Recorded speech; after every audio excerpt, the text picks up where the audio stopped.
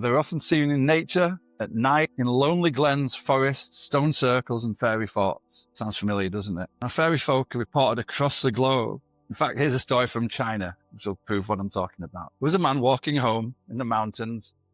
He passed a cave and saw two old men in the entrance playing chess. So he stopped and watched for what felt like minutes. And then one of the men looked up from the game and said, "You better go now.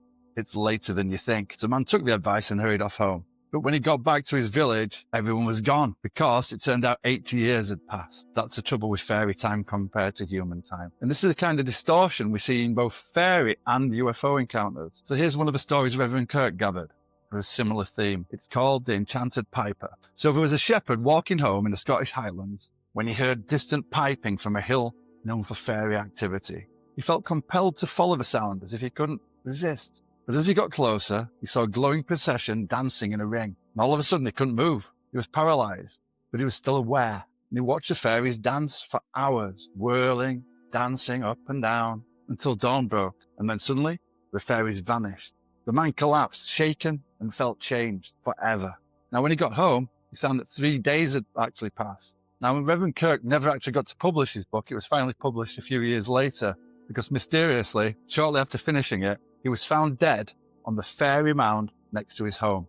And the local people, they said the fae had taken him for revealing their secrets. As you can see here, here's his grave. And some say he wasn't buried at all in his coffin and it was filled with stones because the fae had taken him to fairyland forever. Now let's jump forward a few hundred years to another important researcher of the fae, Evans-Wentz. He was the author of the book, The Fairy Faith in the Celtic Countries. And he spent over a decade in the early 90s traveling around Ireland, Scotland, Wales, Cornwall and Brittany, speaking to the old folk who still had knowledge of the fae.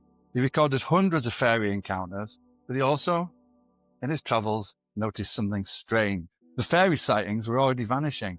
People said that the fae were fading, and this was since the rise of industrialisation. One Highland tale he recorded tells of a man in a place called Puck's Glen, again Puck, mischievous, mystical character, in Puck's Glen in Dunoon. He was walking along when suddenly he was frozen in place, unable to move a muscle. And he watched as luminous fairies danced around him laughing, and he heard a voice in his head saying, "Don't resist." He was forced to remain there for hours and then finally returned home, once again only to discover they had missing time.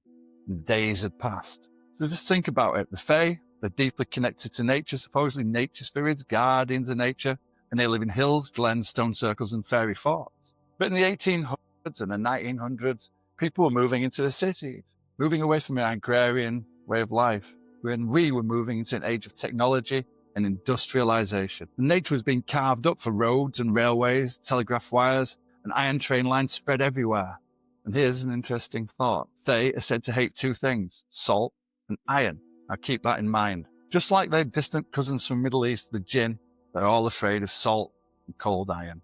And here's a quote from an old man who gave this quote to Evans-Wentz. He said to him, "When the train came to our village, the fairies went." And that's not just a metaphor. Telegraph wires were made of iron. In fact, the largest telegraph poles were also made of iron. And the oldest nickname for trains was the Iron Horse. And the train tracks, the engines, and even the earliest carriages were all made of iron.